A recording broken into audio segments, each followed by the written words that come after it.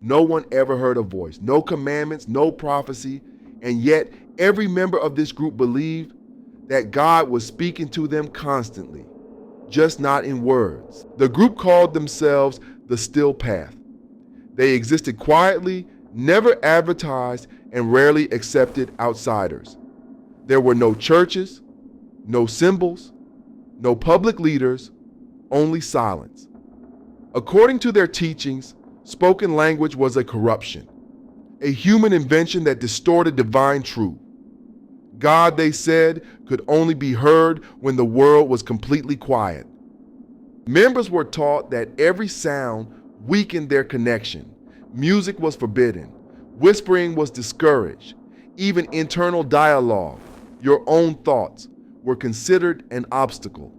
True faith meant learning how to stop thinking altogether, because only then, they believed, would God finally speak.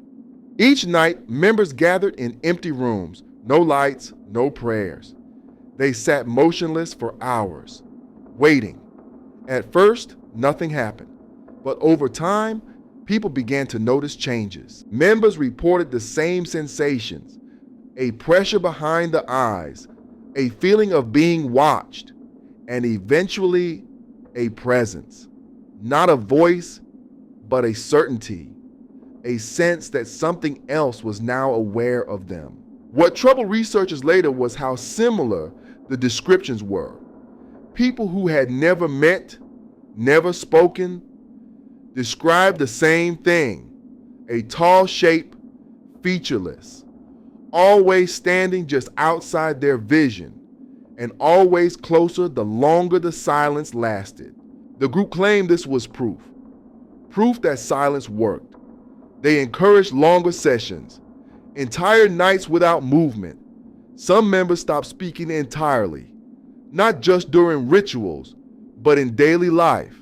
They wrote notes, used gestures, avoided eye contact. Silence became their identity. But silence does strange things to the mind. Former members later described memory loss, disorientation, a feeling that time has stopped working. And then people started disappearing. Not dramatically, no announcements, no searches.